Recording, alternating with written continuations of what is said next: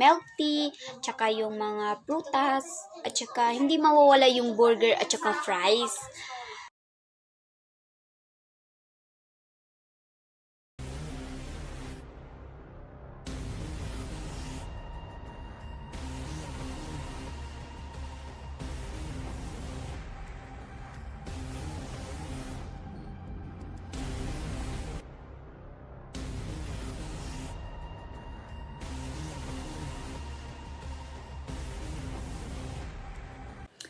Sunlight induces a wide variety of dermatoses. Their differential diagnosis is problematic not only because of their similar phenotypes but also because of their confusing nomenclature and classification.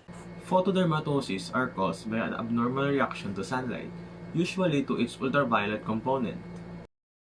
Photodermatoses are not life-threatening but can cause severe suffering. Prevention is just as important as treatment. It can be broadly classified into 4 groups based on etiology: the idiopathic, genetic, metabolic, and exogenous photodermatoses. When assessing someone with a possible photodermatosis, take a full history and nothing particularly.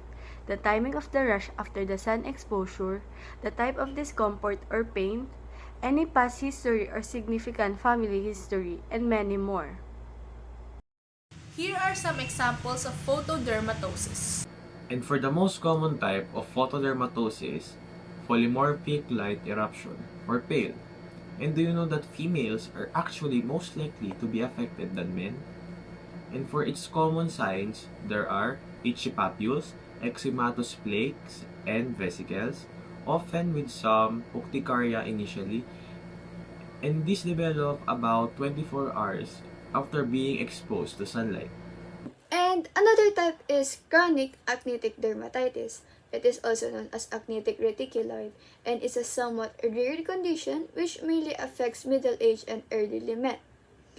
It often follows years of chronic contact dermatitis, and it is usually worse in summer than in perennial. Another rare condition is the solar urticaria, also known as sun allergy.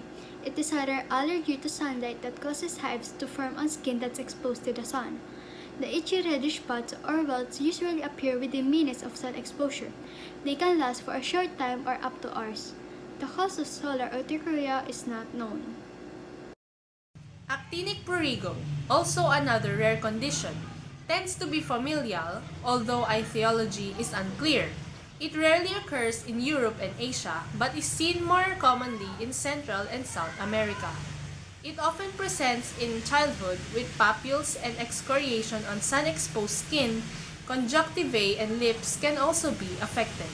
And for the last one we'll talk about is also another rare condition. The hydroa vacciniform is a rare childhood photodermatosis with recurrent papules, vesicles, and crash occurring on sun exposure and healing with scarring. It generally abounds in adolescence. For preventing, managing, and treating photodermatoses, you can do these procedures and methods. The first one is the simple avoidance measures may be enough. The next one is it can be treated with the emollients and mild to moderate potency topical steroids. Oral steroids are sometimes needed. Antihistamines may help pruritus. The third one is the beneficial effects from nutritional supplements containing lycopene, beta-carotene, and lactobacillus johnsonii. And that's all for our report. We hope you understand what photodermatosis is. Thank you for watching.